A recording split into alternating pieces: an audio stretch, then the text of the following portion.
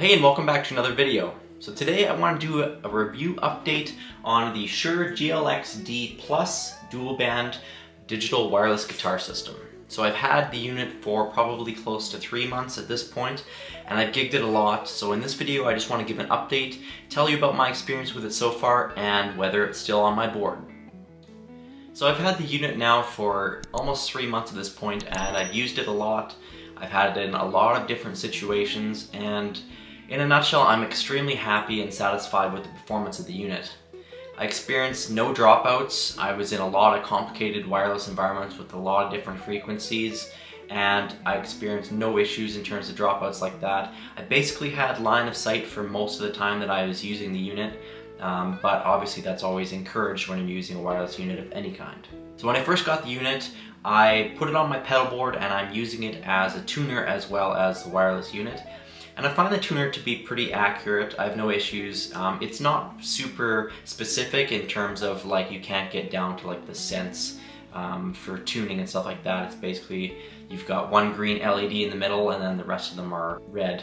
So basically you can't get super specific with it, but I find that it's accurate for what it is, and I do use it a lot. So one of the things I noticed when I got the unit, and I'll show you with this belt pack here, I just got, I guess, a faulty cable, but essentially there's a collar here.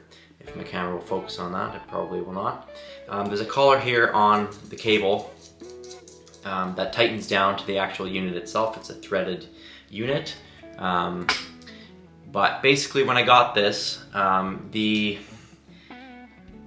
cable itself, I believe, was actually stripped. So I would tighten the thing and it would just basically get tight and then keep tightening. And what happened was when I was using the unit, it was attached to my strap and I was getting excited or something and I jumped up and down and the unit fell off my strap, and because that cord wasn't secure to the unit, it pulled out and the pack's smashed on the ground. Now that being said, because it's an all metal pack, other than a couple of scuffs, which there's like one right on the antenna here, it hit a fairly soft floor, and obviously got a little bit of impact protection when the cord pulled it back a little bit before coming out of the unit. But that being said, the local place that I bought the unit from replaced the cable the same day that I put it or took it back in to get the problem rectified, and I've had no issues since. Now with this unit, with the updated GLXD Plus as opposed to the GLXD, which is probably close to 7 or 8 years old now, this unit has a input, so you don't actually have to always either unplug the unit from your pedal board. You can actually just line a guitar right into the wireless unit itself and it bypasses the pack. I find I use this feature quite a lot. So I have a dedicated input on the side of my board. Here's a picture of that. And I essentially will use that input when I'm recording, and I'll just line right into the wireless unit, and then I can keep my line going into the rest of the pedals and stuff on my board. By pedals I mean the quad cortex, basically. That's all I've got on the board besides the wireless unit.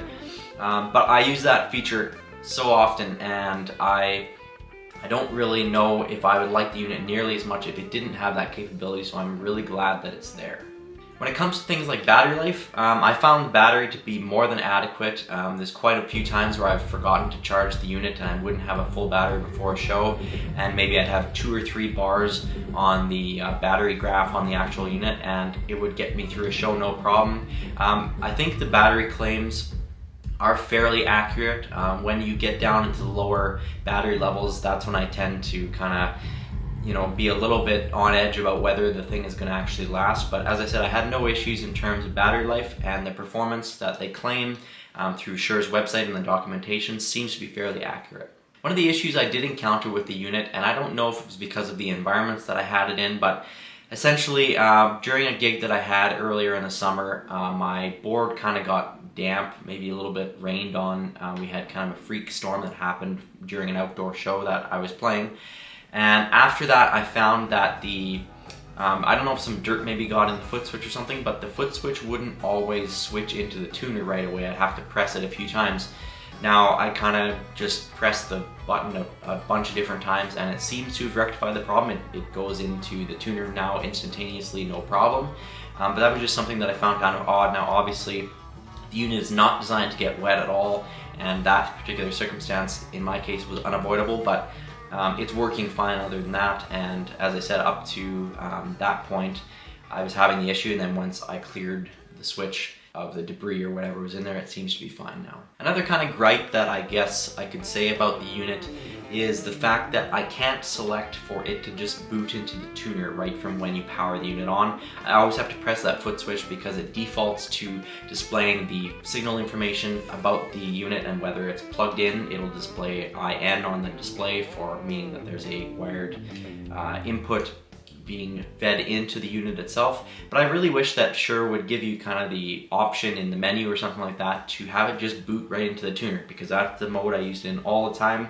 I really don't care that much about the frequency information. It's nice that it shows the battery level when I first turn on the unit, but then from there it could basically switch right into the tuner as far as I'm concerned. So I had a question with it regarding the tone and whether I found the tone to be impacted at all by using a wireless unit over the cable, and to my ears I found no difference at all. I found that the unit is extremely forgiving in terms of, you know, using your volume knob on your guitar and stuff like that. I find it pretty much no difference at all from using a cable. Now I don't sit there and analyze with studio monitors and stuff in terms of like a wired versus wireless connection. When I play wireless, it's mostly in an environment where those kind of nuances, unless it's super noticeable, they're not going to matter at all to myself, and even less to the audience. I mean, we're not sitting there splitting hairs with the sound quality at a live venue for the most part.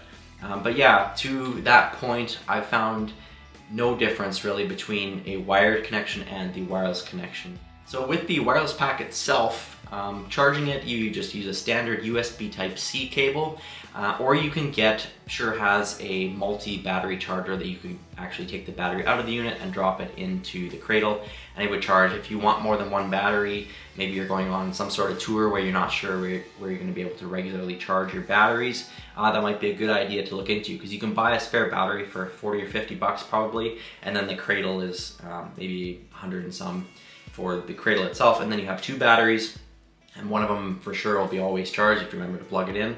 But that would be a good way to go. It's nice that Shure didn't kind of enclose the battery so you couldn't replace it. It's going to be very serviceable, you know, when the battery gets older and stuff, you can just place a new battery into it and your unit's good to go.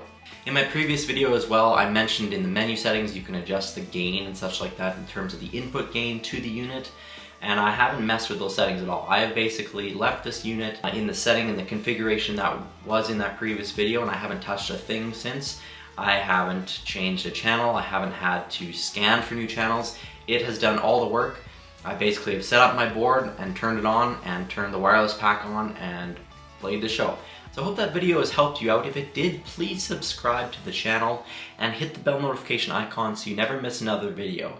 I think this unit offers an awesome value for money. You get a fantastic pedal with a tuner built into it. The quality of the unit, you know, everything is metal. It's going to stand up to years on the road, if you will. It'll stand up to dirt and mud and stuff like that if you're stomping on it all the time. And I find the performance of the unit to be fantastic. As I said many times throughout this video, I've had no issues in terms of the interference or anything like that. And the quality of the sound coming out of the unit seems to be on par with that of a wired connection. So if you're on the fence, I would definitely give this unit a shot. In terms of the price point too, I think it offers a fantastic value. So please leave me a comment if you have any other questions or concerns. I do try my best to respond to all the comments that are left on my videos. And as always, thank you for watching. We'll see you in the next one.